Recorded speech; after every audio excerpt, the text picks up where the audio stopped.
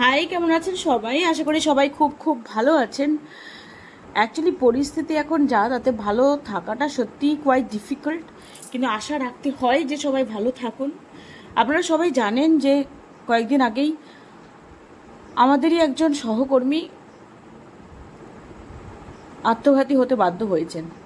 বিভিন্ন রকম প্রেশারে, কাজের প্রেশারে, ওনার যে ওয়ার্ক এনভায়রনমেন্ট, সেখানে কর্মী কম থাকার জন্য এতটা চাপ উনি মেনে নিতে পারেননি।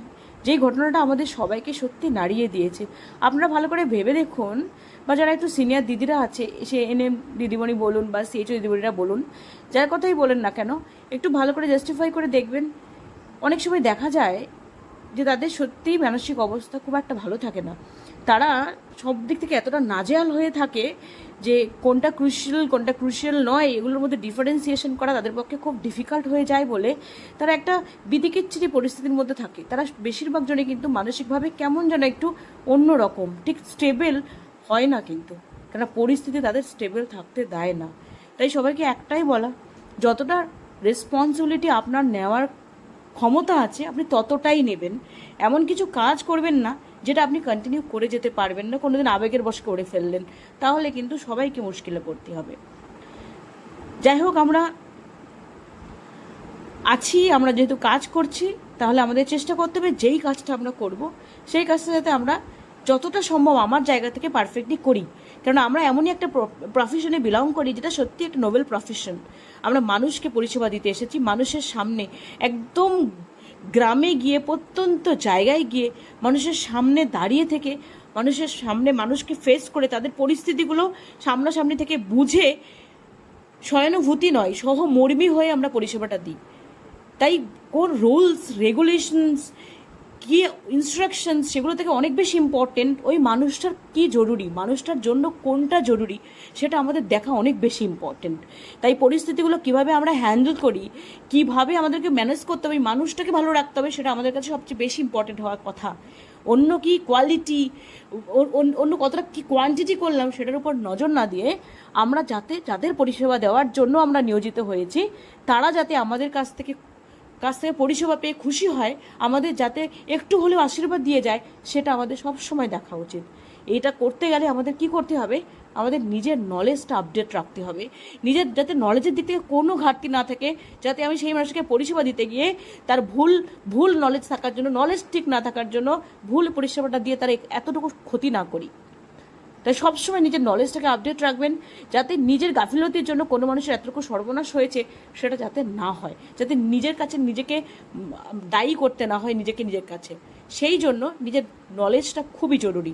আজকে সেই জন্যই আমি একটা খুব ইম্পর্টেন্ট টপিক যেটা নিয়ে ডিসকাশন করব, যেটা নিয়ে সবার একটা ক্লিয়ার আন্ডারস্ট্যান্ডিং থাকা জরুরি। যেমন আশা কর্মীর জানতে হবে, এনএম দিদিমণি জানতে হবে, সিএইচও দিদিমণি জানতে হবে, এমনকি all level of health care personnels যারা আছে সবাইকেই জানতে হবে। এটা কিন্তু ভীষণ ক্রুশিয়াল একটা জায়গা। কেননা এখন দেখতে পাচ্ছেন যে প্রচুর প্রেগনেন্ট মায়েরা কিন্তু during delivery, before delivery, after delivery কোনো না কোনো কমপ্লিকেশনসের শিকার হচ্ছেন, এমনকি অনেক ডেথও হচ্ছে, চাইল্ড ডেথও কিন্তু হচ্ছে অনেক। এবার আমি আরও অনেক টেকনিক্যাল জায়গাগুলো আছে যেগুলো এর জন্য আমি মনে করি দায়ী, বাট সেগুলো নিয়ে আজকে কিছু বলতে চাইছি না। আজকে আমরা টপিকটা নিয়ে ডিসকাশন করি, যেটা নিয়ে ডিসকাশন করতে চাইছি। হাই রিস্ক প্রেগনেন্সি ভীষণ ইম্পর্ট্যান্ট একটা জায়গা, ভীষণ কমন একটা জায়গা। হাই রিস্ক প্রেগনেন্সি একটা রেজিস্টার থাকার কথা, সেখানে পারফেক্টলি তার সমস্ত ভাইটালসগুলো চেক করে, যা যেগুলো চেক করা উচিত সেগুলো চেক করে, সেই মাটাকে যদি আমরা ঠিকঠাক পরিষেবা দিয়ে ডেলিভারি অবধি নিয়ে যেতে পারি, তবে সেই মানুষটার কাছ থেকে যে যে বাচ্চা জন্ম নেবে, সুস্থ স্বাভাবিক বাচ্চা জন্ম নেবে, মাও খুব ভালো থাকবে। আমরা যদি খুব দূরদৃষ্টি সম্পন্ন লোক হই, নলেজেবল লোক হই, আমরা যদি কেয়ারফুলি ব্যাপারগুলোকে হ্যান্ডেল করি, যদি বুঝতে পারি কখন মাকে রেফার করতে হবে, কখন মা হাই রিস্কে রয়েছে, কী কী কমপ্লিকেশনস মায়ের ডেভেলপ করতে পারে, মায়ের এখন হেলথ স্ট্যাটাস কী আছে, সবটা যদি আমরা বুঝতে পারি, তবে আমরা আইডেন্টিফাই করতে পারবো, আমরা বুঝতে পারবো তাকে কোথায় পাঠাতে হবে, কোন জায়গাটায় পাঠালে তাকে প্রপার কাজ হবে, এমনকি যেখানে পাঠাচ্ছি সেই জায়গাটা তাকে কতটা গুরুত্ব দিয়ে দেখবে সেটাও কিন্তু আমাদের দেখতে হবে, কেননা ওই মা কিন্তু আমাদের উপর ভরসা করে আসেন। তাই আমাদের নলেজটা ভীষণ দরকার, খুব ভালো করে আমরা স্কিলফুল হওয়া, নলেজেবল হওয়া, তবেই কিন্তু সেই মানুষটাকে আমরা প্রপারলি গাইড করতে পারবো। আদারওয়াইজ কিন্তু কোনো ভ্যালু থাকবে না। আপনি প্রতিবাদ করছেন, আপনি বড় বড় কথা বলছেন, বাট আপনার নলেজ কিচ্ছু নেই, তাহলে কিন্তু কোনো কিছুরই কোনো মূল্য থাকবে না। তাই নিজে যা করছেন তার সাথে অন্তত দিনে 1 ঘন্টা করে পড়াশোনা করুন। যেই টপিকগুলো, যেই জিনিসগুলো আপনার জানতে হবে মানুষকে পরিষেবা দেওয়ার জন্য, সেগুলো আপনি করে যান, নিজের মনের কাছে নিজেই শান্তি পাবেন।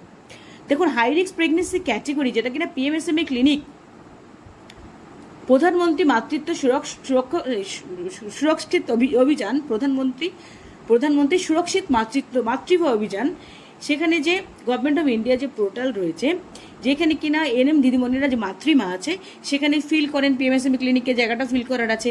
এই যে পিএমএসএমই ক্লিনিকে পাঠাতে হয়, যেমন কিনা হাই রিস্ক মায়েদের পিএমএসএমই ক্লিনিকে পাঠানোটা ম্যান্ডেটরি, ওখানে যেতেই হবে। কোন কোন ক্রাইটেরিয়া দেখলে এনএম দিদিমণি বা সিএইচও দিদিমণি বা আশা দিদিমণি তারা বুঝতে পারবেন যে এটা হাই রিস্ক ক্যাটেগরিতে পড়ছে, হাই রিস্ক প্রেগনেন্সি বলে তাকে আইডেন্টিফাই করতে হবে, সেগুলোই নিয়েই আমরা ডিসকাশন করব। 1 নম্বর ফার্স্ট হচ্ছে কি বলছে, সিভিয়ার অ্যানিমিয়া ধরা হয় লেস দেন 7 যদি হিমোগ্লোবিন হয়, লেস দেন 7। যদি কিনা 10-এর কম হয় তাও কিন্তু আমাদেরকে কনসার্ন থাকতে হবে যে মায়ের হিমোগ্লোবিন কম আছে, তাকে হিমোগ্লোবিন কি করে বাড়াতে হবে সেটা দেখতে হবে। কি বলতে হবে তাকে অবশ্য করে iron tablet, iron folic acid যে ট্যাবলেট আছে গভর্নমেন্ট সাপ্লাই, সেটা তাকে দিতে হবে।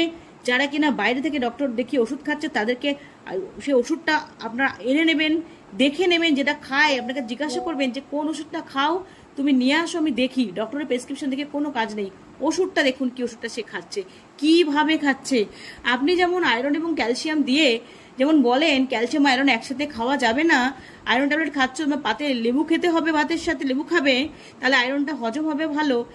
ভাত খাওয়ার সাথে সাথে তুমি আয়রন ট্যাবলেট খেতে পারবে না, 1 থেকে 2 ঘন্টা ওয়েট করতে হবে। সিমিলারলি যখন বাইরের আয়রন ফলিক অ্যাসিড ট্যাবলেটটা সে কিনে খাচ্ছে, সে ওরোফার এক্সটি হোক যাই হোক না কেন, আয়রন ফলিক অ্যাসিড যদি হয় সেই নিয়মটা কিন্তু তাকে বলে দেবেন। আপনি কিন্তু এটা কখনো মনে করবেন না যে বাইরের ওষুধ খাচ্ছে মানে আমার বলার প্রয়োজনে ডাক্তার বলে দিয়েছে। ডক্টরের বেশিরভাগ ক্ষেত্রে এটা দেখা যায়, ওদের অত সময় থাকে না, ওনারা ওষুধটা দিয়ে দিলেন, লিখে শেষ। কোনটা আয়রন, কোনটা ফলিক অ্যাসিড, কোনটা ক্যালসিয়াম সেটুকু বলার প্রয়োজন অনেক সময় ওনারা মনে করেন না বা করতে টাইম পান না, যাই হোক না কেন। ফার্মেসির লোকদের নলেজ অত হাইফাই থাকে না যে তারা সুন্দর করে বুঝিয়ে বলে না। তাই আপনারই রেসপন্সিবিলিটি, আপনার আন্ডারে মা মানে আপনার রেসপন্সিবিলিটি, ওষুধগুলো আপনি হাতে নিয়ে দেখুন কোনটা আয়রন ফলিক অ্যাসিড, কোনটা ক্যালসিয়াম, সেই অনুসারে তাকে সেইভাবে গাইড করুন যাতে কিনা আয়রনটা ভালো করে ডাইজেস্ট হয়, যাতে প্রপার ইউটিলাইজেশনটা হয়, প্রপার কাজে লাগে। তাই আর যদি তার ক্ষেত্রে কি, যদি 9-এর নিচে হিমোগ্লোবিন থাকবে, যেটা থেরাপিউটিক ডোজ, যেটা আপনারা জানেন নর্মাল ডোজ, সেই নর্মাল ডোজ মেনটেন করা। হিমোগ্লোবিন কম হলে যে ডোজ মেনটেন করার গল্প আছে সেগুলো মেনটেন করবেন। 7-এর নিচে যদি হিমোগ্লোবিন পাওয়া যায় তাহলে কিন্তু তাকে হাই রিস্ক হিসাবে ডিনোট করতে হবে, হাই রিস্ক হিসাবে মার্ক করতে হবে। তার জন্য প্রপার যে ম্যানেজমেন্ট, আপনার হায়ার অথরিটিতে পাঠানো, ইনফর্ম করা, তাকে সেখানে ফোন করে জানানো, ফোন করে তাকে পাঠানো, যাতে কিনা ওই মাটা গিয়ে ওখানে ঘুরে না আসে, তার ব্লাড ট্রান্সফিউশনের প্রয়োজন হলে সেটা হসপিটাল থেকে যাতে করে, সেগুলো প্রপার ম্যানেজমেন্ট, প্রপার ব্যবস্থাপনা আপনাকে করে দিতে হবে, যাতে মা কোনো সাফার না করে। কারণ আমরা যেইভাবে ওই মার ফিলিংসগুলো বুঝি, অন্য যেখানে পাঠাচ্ছি সেখানে কিন্তু আমরা গুরুত্ব দিয়ে না তাদেরকে বললে তারা কিন্তু অতটা বোঝে না, আপনারা সবাই আশা করি জানেন। Now pregnancy induced hypertension. Pregnancy induced hypertension কাকে বলছে? প্রেগনেন্সি ইনডিউসড হাইপারটেনশন মিনস যে হাইপারটেনশনটা প্রেগনেন্সির সাথে রিলেটেড। এই হাইপারটেনশন কিন্তু একটা ক্রনিক হয়, একটা প্রেগনেন্সি ইনডিউসড হয়। প্রেগনেন্সি ইনডিউসড আমরা কখন বলবো? প্রেগনেন্সি ইনডিউসড আমরা বলবো, দেখুন হাইপারটেনশন ইন প্রেগনেন্সি নিয়ে যদি আমরা ডিসকাশন করি, একে কি বলছে? হাইপারটেনশন বা high pressure occurring during pregnancy and is categorized into gestational hypertension, যেটাকে বলা হচ্ছে প্রেগনেন্সি ইনডিউসড হাইপারটেনশন। এই জেস্টেশনাল হাইপারটেনশন এটাকে বলা হয় প্রেগনেন্সি ইনডিউসড হাইপারটেনশন, মানে প্রেগনেন্সির ফলস্বরূপ হাইপারটেনশনটা। এটা কখন বলবো? যখন কিনা এই হাই প্রেশারটা ডেভেলপ করে 20 উইকস অফ প্রেগনেন্সিতে, after 20 weeks of pregnancy. After 20 weeks of pregnancy যদি এটা ডেভেলপ করে তখন তাকে আমরা বলবো প্রেগনেন্সি ইনডিউসড হাইপারটেনশন বা জেস্টেশনাল হাইপারটেনশন। আর যদি এটা প্রেগনেন্সির মানে 20 উইকসের আগে থেকেই হাই ব্লাড প্রেশারটা থেকে থাকে, তাহলে কিন্তু সেটা ক্রনিক হাইপারটেনশনের বলে আমাদেরকে ডিনোট করতে হবে। তাহলে আমরা প্রেগনেন্সি ইনডিউস হাইপারটেনশন কখন বলবো? যদি কিনা 20 উইকস অফ প্রেগনেন্সির পর থেকে স্টার্ট হয় হাই প্রেশারটা। আগে সেই মায়ের কোনো রকম প্রেশার ছিল না, কিছু ছিল না। যখন 20 উইকস মানে 5 মাস, 5 মাসের পর থেকে যদি হাই প্রেশারটা ডেভেলপ করে, প্রথম দিকে চেক করেছেন, রেজিস্ট্রেশনের সময় চেক করেছেন হাই প্রেশার ছিল না, বাট 5 মাসের পর থেকে ডেভেলপ করেছে যদি হয়, তাহলে তাকে আপনাকে বলতে হবে প্রেগনেন্সি ইনডিউসড হাইপারটেনশন। সেটা যদি হয় তাহলে তাকে হাই রিস্ক হিসেবে ডিনোট করতে হবে। যদি সেই মায়ের আগে থেকে হাই প্রেশার থাকে, সেটাও কিন্তু তাকে অবশ্যই করে হাই প্রেশার হিসেবে, এই হাই রিস্ক প্রেগনেন্সি হিসেবে ডিনোট করতে হবে। কিন্তু প্রেগনেন্সি ইনডিউসড হাইপারটেনশন তখন বলবো যদি কিনা 20 উইকস অফ প্রেগনেন্সির পর থেকে, মানে 5 মাসের পর থেকে যদি হাই প্রেশারটা ডেভেলপ করে। Now gestational diabetes mellitus. Gestational diabetes mellitus কাকে বলছে? প্রেগনেন্সির সময় যদি তার ডায়াবেটিক ডেভেলপ করে, তাহলে তাকে বলা হয় জেস্টেশনাল ডায়াবেটিস মেলাইটাস। এটা কি বলছে? High blood sugar that starts or is first diagnose during pregnancy. প্রেগনেন্সির সময় প্রথম ডায়াগনোজ হয়েছে বা প্রথম স্টার্ট হয়েছে এমন যদি হয়। এটা কেন হয়? প্লাসেন্টা প্রডিউসিং হরমোন যেটা that block insulin effectiveness leading to insulin resistance. তার মানে যেহেতু প্লাসেন্টা যে হরমোন প্রডিউস করে, সেই হরমোনটা কিন্তু ইনসুলিনের এফেক্টিভনেসটা কমিয়ে দেয়, যার ফলে ইনসুলিন রেজিস্ট্যান্স শুরু হয়, আর এর ফলস্বরূপ যে ডায়াবেটিস দেখা দেয়। তাই প্রেগনেন্সি যদি ফার্স্ট ডায়াগনোসড হয় বা ফার্স্ট ডায়াবেটিস স্টার্ট হয়, তাকে বলতে হবে প্রেগনেন্সি জেস্টেশনাল ডায়াবেটিস মেলাইটাস। এই জেস্টেশনাল ডায়াবেটিস মেলাইটাস যদি থাকে, সেক্ষেত্রেও কিন্তু হাই রিস্ক হিসেবে ডিনোট করতে হবে। রিয়াক্টিভ ফর এইচআইভি টেস্ট করলেন, সেখানে আপনি পজিটিভ পেয়ে গেলেন, রিয়াক্টিভ পেয়ে গেলেন, তাহলে সেটা হাই রিস্ক।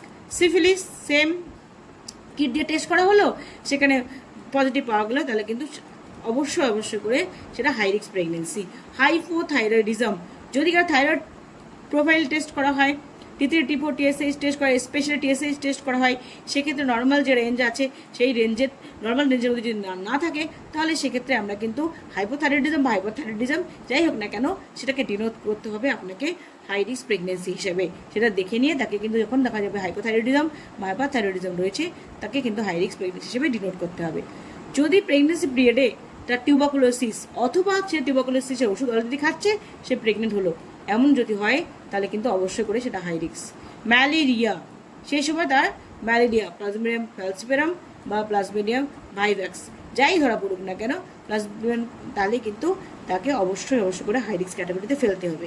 প্রিভিয়াস LACS, তার মানে যদি কিনা আগের হিস্ট্রি থাকে, তার সিজারিয়ান সেকশনে ডেলিভারি হয়েছে, সিজার হয়েছে, তাহলে সেক্ষেত্রে কিন্তু তাকে যে আগের যে বাচ্চাটা হয়েছে সে সি সেকশন করে হয়েছে, তাহলে সেটাকে কিন্তু হাই রিস্ক হিসেবে ডিনোট করতে হবে। ব্যাড অবস্টেটিক হিস্ট্রি, যদি তার প্রত্যেকটা মায়ের ক্ষেত্রে আমরা অবস্টেটিক্যাল হিস্ট্রি নিই, পাস্ট অবস্টেটিক্যাল হিস্ট্রিগুলো নিয়ে থাকি, সেখানে যদি অবস্টেটিক্যাল হিস্ট্রিটা ভেরি ব্যাড হয়, সেক্ষেত্রেও কিন্তু তাকে হাই রিস্ক হিসেবে ডিনোট করতে হবে। এবার ব্যাড অবস্টেটিক হিস্ট্রি কি বলছে দেখুন। এই ব্যাড অবস্টেটিক্যাল হিস্ট্রি মানে প্রিভিয়াস যে প্রেগনেন্সি, সেটার আউটকাম যদি খুব অ্যাডভার্স টাইপের হয়, অন্যরকম হয়, ব্যাড হয়, তাহলে সেটা কিন্তু এই প্রেগনেন্সির ক্ষেত্রেও রিস্কি হয়ে দাঁড়ায়। তাই এই প্রেগনেন্ট মাকে ডিনোট করতে হবে হাই রিস্ক প্রেগনেন্সি হিসেবে। কী যেমন রিকারেন্ট মিসক্যারেজ, মানে অনেকগুলো মিসক্যারেজ হয়ে গেছে, অ্যাবর্শন হয়ে গেছে, সেই হিস্ট্রি যদি থাকে। আগের বাচ্চা স্টিল বার্থ বেবি জন্ম দিয়েছিল আগেরটা, সেক্ষেত্রে প্রিটার্ম বার্থ, সময়ের আগে ডেলিভারি হয়ে গেছিলো। নিওনেটাল ডেথ, বাচ্চা হয়ে মারা গেছে, একদম নিউবর্ন অবস্থায় মারা গেছে, সেক্ষেত্রে আইউজিয়া, ইন্ট্রাইউট্রাইন গ্রোথ রিটার্ডেশন, এইগুলোর যদি হিস্ট্রি থাকে, তাহলে অবশ্যই করে তাকে ডিনোট করতে হবে হাই রিস্ক প্রেগনেন্সি হিসেবে। তাই অবস্টেটিক হিস্ট্রি নেওয়াটা কিন্তু খুবই ক্রুশিয়াল। টুইন অথবা মাল্টিপল প্রেগনেন্সি, যদি দুটো বাচ্চা যদি একসাথে থাকে, প্রেগনেন্ট যদি হয়, টুইন প্রেগনেন্সি যদি হয়, আর অথবা টুইন বা তার বেশি একসাথে যদি হয় যে প্রেগনেন্ট, তাহলে তার ক্ষেত্রে কিন্তু অবশ্যই করে বুঝে নিতে হবে যে তার হাই রিস্ক। সেফালোপেলভিক ডিসপ্রপোর্শন, এই সেফালোপেলভিক ডিসপ্রপোর্শন কাকে বলছে কি বলছে দেখুন। Cephalopelvic disproportion is a childbirth complication where the birth head is too large or the mother's pelvic is too small to pass through the birth canal, preventing vaginal delivery. মায়ের যে পেলভিসটা, যেইখান দিয়ে বাচ্চাটা বেরোবে, যে পেলভিক গার্ডেল আমরা যেটা বলি, যে পেলভিক্সটা, সেইটা যদি অনেকটা ছোট হয়, স্মল হয়, কিন্তু বেবির হেডের সাইজটা যা আছে তার তুলনায় ওই যে পেলভিসটা সেটা খুবই ছোট হয়, অথবা দেখা গেল পেলভিসের সাইজটা ঠিকঠাক কিন্তু বেবির হেডটা অনেক বড়, সেটা ডায়াবেটিসের জন্য হতে পারে বা যে কোনো কিছুর জন্য হতে পারে, হেডটা অনেক বড়, বা বাচ্চাটা অনেক বেশি ম্যাচিওর হয়ে গেছে কিন্তু বাচ্চাটা হেডটা অনেকটা বড় কিন্তু মায়ের পেলভিসটা অনেক বেশি ছোট, যার ফলে কিন্তু বেবি ওই বার্থ ক্যানেল দিয়ে নর্মালি পাস করতে পারবে না বলে নর্মাল ভ্যাজানাল ডেলিভারি পসিবল নয়। সেটাও কিন্তু ধরে নিতে হবে যে হাই রিস্কের একটা কারণ। এর ফলস্বরূপ কি হতে পারে? প্রলং লেবার, অনেক টাইম ধরে লেবার পেন হচ্ছে কিন্তু যে বাচ্চা যে এঙ্গেজমেন্ট হবে সেটা কিন্তু হচ্ছে না। লেবার পেন অনেকক্ষণ ধরে রয়েছে কিন্তু এঙ্গেজমেন্টটা হচ্ছে না, হেডটা এসে এঙ্গেজড হচ্ছে না। কেন কি? পেলভিসের যে স্পেসটা সেটা অনেক ছোট, হেডটা অনেক বেশি বড়, লার্জ বেবি হওয়ার কারণে। সেটা বললাম জেস্টিনাল ডায়াবেটিস থাকার কারণে, মায়ের যদি জেস্টিনাল ডায়াবেটিস থাকে তাহলে মানে প্রেগনেন্সি বেডে যে ডায়াবেটিস থাকে, বেবি অনেক বড় হয়ে যাওয়ার সম্ভাবনা থাকে। আর যদি যেই সময়ে বাচ্চা হয়ে যাওয়ার কথা, মানে ইডিডি যা আছে তার থেকে অনেকদিন পরে যদি এই লেবার পেনটা স্টার্ট হয় বা ডেলিভারি হয়, তাহলে বাচ্চা অনেক বেশি ম্যাচিওর হয়ে যাবে, তখনই গেল। আর কি, যদি পেলভিসের সাইজ শেপটা হওয়ার কথা, সে শেপটা খুবই ডিফারেন্ট টাইপ, ইউজুয়াল নয়, আনইউজুয়াল টাইপের, আর যদি স্মল হয় তাহলে কিন্তু এই প্রবলেমটা দেখা দেবে, সেফালোপেলভিক ডিসপ্রপোর্শনটা। তখনই কিন্তু বুঝে নিতে হবে যে সেক্ষেত্রে এটা ইউএসজিতে ধরা পড়বে যে সেই মাটা হাই রিস্কে রয়েছে। তাকে আগের থেকে আপনাকে বার্থ প্রিপেয়ারনেসের মধ্যে অবশ্যই কোথায় ডেলিভারি হবে, ডেলিভারি তার সাথে সঙ্গে কে যাবে, এমনকি অ্যাম্বুলেন্সের সাথে কথা বলে নেওয়া, তাকে ব্যাপারগুলো জানিয়ে দেওয়া, সমস্ত কিছু আপনাকে রেডি করে রাখতে হবে। তার সাথে সমস্ত টেস্ট মেস্ট যাগুলো আছে সেগুলো কিন্তু করতে হবে। Abnormal fetal presentation, abnormal fetal presentation যদি অ্যাবনর্মাল হয়, নর্মাল যেমন হওয়ার কথা সেটা যদি না হয়, কি বলছে? Abnormal fetal presentation is when a baby is positioned in the womb such as the head is not the first part to come out during labor. Usually vertex presentation টা quite natural, normal, common. Vertex presentation মানে মাথাটা আগে বেরোবে, engage হবে, হেডটা আগে। সেটা না হয়ে যদি ডিফারেন্ট হয় তাহলে তাকে বুঝতে হবে যে ফিটাল প্রেজেন্টেশন অ্যাবনর্মাল, নর্মাল নয়। সেটা কি কি হতে পারে? ব্রিচ প্রেজেন্টেশন হতে পারে, ব্রিচ প্রেজেন্টেশন মানে বাটাক্স অথবা ফিটটা ফার্স্ট বেরোলো, বাচ্চার বাটাক্স অথবা ফিটটা ফার্স্ট বেরোলো, অথবা ফেস প্রেজেন্টেশন, ফেসটা প্রথমে বেরোলো, অথবা আইব্রো বা ফোরহেড ফার্স্ট বেরোলো, অথবা শোল্ডার প্রেজেন্টেশন, অথবা কি হলো কাঁধটা আগে এঙ্গেজড হয়ে গেল। এরকম যদি থাকে, ইউএসজি লাস্ট দিকে ইউএসজি করলেও কিন্তু এটা ধরা পড়ে। ডিস presentation, brow presentation, face presentation, shoulder presentation, এইগুলো যদি থাকে ইনস্টেড অফ বাটেক্স প্রেজেন্টেশন, তো তাকে বুঝতে হবে যে অ্যাবনর্মাল ফিটাল প্রেজেন্টেশন রয়েছে, মানে মা কিন্তু হাই রিস্কে রয়েছে। এগুলো রাস্তার দিকে বোঝা যায় মা হাই রিস্কে রয়েছে। হেপাটাইটিস বি, HbSg যে কিট আছে সেই কিট টেস্ট করে পজিটিভ এলো, তাহলে সেক্ষেত্রে কিন্তু তখন ডিনোট করতে হবে যে মা হাই রিস্কে রয়েছে। Teenage pregnancy definitely high risk, যদি কিনা সে টিনেজ প্রেগনেন্সি হয় তাহলে কিন্তু তাকে হাই রিস্কে প্রথম থেকে ডিনোট করতে হবে, তাকে প্রথম থেকে খুব করে কেয়ারফুলি হ্যান্ডেল করতে হবে, দেখে রাখতে হবে। প্রেগনেন্সি পিরিয়ডে যদি হাই ফিভার সেক্ষেত্রেও কিন্তু হাই রিস্ক হতে পারে, তাকে কেয়ারফুলি হ্যান্ডেল করতে হবে, কেয়ারফুলি ম্যানেজ করতে হবে, প্রপার জায়গায় রেফার করতে হবে, সেখানে যাতে ডক্টর প্রপারলি তাকে টেক কেয়ার করে সেটা দেখতে হবে। হিস্ট্রি অফ স্টিল বার্থ, আগে বাচ্চা স্টিল বার্থ হয়ে জন্ম নিয়েছিল, যেটা বলেছিলাম তখনই, স্টিল বার্থ যদি বেবি হয়ে থাকে, আগে হিস্ট্রিতে থাকে, সেক্ষেত্রে মাকে হাই রিস্ক হিসেবে ডিনোট করতে হবে। আর কি, আরটিআই এবং এসটিআই, রেসপিরেটরি ট্র্যাক্ট ইনফেকশন আর সেক্সুয়ালি ট্রান্সমিটেড ইনফেকশন, এইগুলো যদি থাকে ওই প্রেগনেন্সি পিরিয়ডে, যদি respiratory tract infection, sexually transmitted infection যদি ডেভেলপ করে, তখন কিন্তু মাকে হাই রিস্ক হিসেবে ডিনোট করতে হবে, হায়ার সেন্টারে রেফার করতে হবে, যাতে সেখান থেকে প্রপার ম্যানেজমেন্টটা হয়, প্রপার ট্রিটমেন্টটা হয়। কনজেনিটাল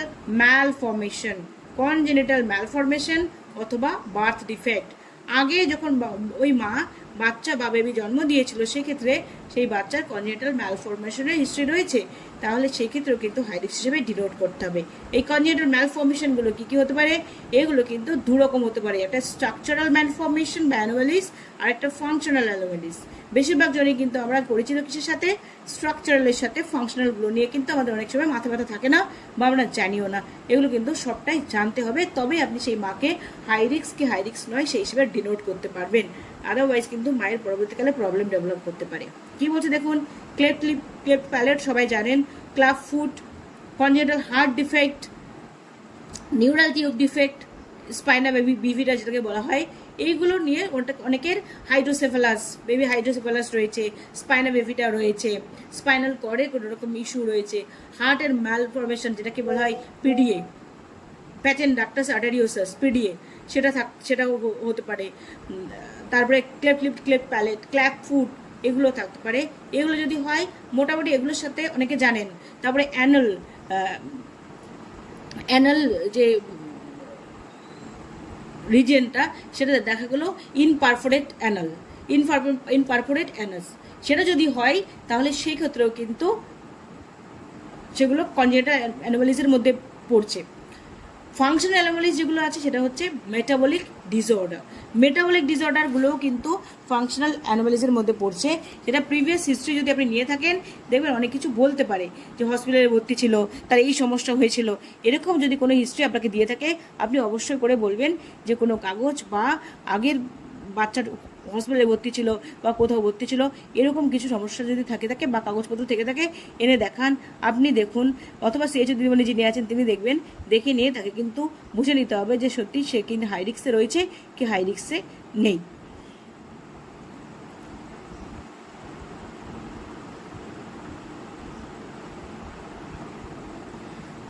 আর কি অনেক সময় দেখা যায় যে আগের যে বাচ্চা, এরকম হিস্ট্রি থাকতে পারে যে আগের যে বাচ্চা আছে সে কানে ঠিক করে শোনে না, কানে ঠিক করে শুনতে পায় না, অথবা সে চোখে দেখতে পায় না, এরকমও যদি হিস্ট্রি থাকে যে জন্ম থেকে এরকম, সেটাকে কিন্তু আপনাকে মাথায় রাখতে হবে। স্পিচ ডিফিকাল্টি রয়েছে, সিজার ডিসঅর্ডার হয়েছে তার ওই বাচ্চার, ডেভেলপমেন্টাল ডিসএবিলিটি রয়েছে, এইগুলো যদি এই নার্ভাস সিস্টেম রিলেটেড কোনো সমস্যা, সেন্সরি অর্গান রিলেটেড কোনো সমস্যা, এগুলো যদি থেকে থাকে সেটাকেও কিন্তু আপনাকে মাথায় রাখতে হবে, তাকে বলতে হবে। তাহলে আমরা বার্থ ডিফেক্টগুলো যেগুলো পেয়েছিলাম স্ট্রাকচারাল আর ফাংশনাল, বার্থ ডিফেক্ট মধ্যে cleft lip, cleft palate, club foot, congenital heart defect যেটা পিডিএ, যেমন প্যাটেন্ট ডাক্টাস আর্টেরিওসাস, হার্টের কোনো ম্যালফরমেশন আপনার ডেফিনেটলি পেয়ে যাবেন, ভালো করে খোঁজলে বলতে পারবে যে হার্টে ফুটো আছে, এরকম হিস্ট্রি দেবে। আর neural tube defect, spina bifida, hydrocephalus, এরকম যদি কোনো হিস্ট্রি থাকে, অথবা যেটা বললাম ইমপারফোরেট অ্যানাস যে পোর্শনটা, সেইটার যে ছিদ্রটা, সেই ছিদ্রটা ঠিক করে হয়নি, ছিদ্রটা ছিল না বা ছিদ্রটাকে পরে অপারেশন করে নিয়েছে, এরকম দেখবেন অনেক হিস্ট্রি পেয়ে থাকবেন। এরকম যদি থাকে তাহলে কিন্তু সেই মাকে ধরে নিতে হবে যে মা কিন্তু হাই রিস্কে রয়েছে, কেননা এই ক্ষেত্রে যদি কিছু কমপ্লিকেশন এরকম আসতে পারে। তারপরে যদি RH নেগেটিভ ব্লাড গ্রুপ হয় মায়ের, সেটাও কিন্তু রিস্কি। আর্লি প্রাইমি,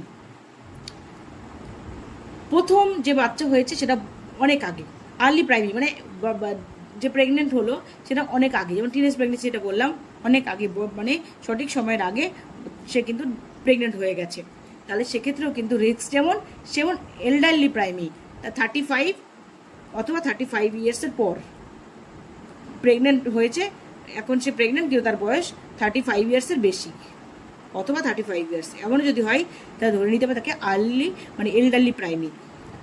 গ্র্যান্ড মাল্টিপেরা যদি কিনা 5টা অথবা তার বেশি, গ্র্যান্ড মাল্টিপেরা কাকে বলছে, 5টা অথবা তার বেশি বাচ্চা হয়ে গেছে এবং সেই বাচ্চাগুলো প্রত্যেকে 24 উইক্সের পরে জন্ম হয়েছে। যেমন কি বলছে, grand multipara, a woman who has given birth to 5 or more viable children after 24 weeks of gestation, মানে 24 উইকস অফ জেস্টেশনের পর বার্থ হয়েছে, 5টা অথবা তার বেশি বাচ্চা যদি এরকম হিস্ট্রি থাকে যে সেই মায়ের অলরেডি 5টা বাচ্চা হয়ে গেছে, জীবিত রয়েছে, অথবা সে পরেই হয়েছে, দেখা গেল পরে হয়েছে হয়ে মারা গেছে, কিন্তু একদম সঠিক এজের সঠিক পিরিয়ডের পর মানে 8-9 মাসের পর বাচ্চা হয়েছে, হয়তো মারা গেছে, কিন্তু 5টা বা তার বেশি বাচ্চা জন্ম দেওয়ার হিস্ট্রি রয়েছে, এমন যদি হয় তাহলে সেক্ষেত্রেও কিন্তু গ্র্যান্ড মাল্টিপ্যারা সেটাকে কিন্তু আপনাকে নোট রাখতে হবে যে সেই মাও কিন্তু হাই রিস্কের মধ্যে পড়ছে। শর্ট স্ট্রেচার কাকে বলছে? অনেকে কিনা 150 সেন্টিমিটারে যদি কম হয়, মায়ের হাইট 150 সেন্টিমিটার যদি কম হয়, সেটাকে কিন্তু 150 সেন্টিমিটারে কম হলে সেটাকে কিন্তু শর্ট স্ট্রেচার ধরছে। কিন্তু হু বলছে যে সেটা যদি 145 সেন্টিমিটারে কম হয়, তাহলে হু সেটাকে শর্ট স্ট্রেচার বলে ডিনোট করছে। তার মানে আমরা কিন্তু কী ধরবো? আমরা 145 সেন্টিমিটার ধরবো। 145 সেন্টিমিটার কম যদি মায়ের হাইট হয়, সেটা কিন্তু শর্ট স্ট্রেচার হিসেবে ডিনোট করতে হবে। সেই মাকেও কিন্তু ধরে নিতে হবে যে সে মা হাই রিস্ক। এই সমস্ত রিজনগুলো মেনলি ইন্ডিকেট করেছে, যেটা দেখলেই আমরা বলবো সে মা হাই রিস্ক ক্যাটেগরিতে পড়ছে। আশা করি বোঝাতে পারলাম।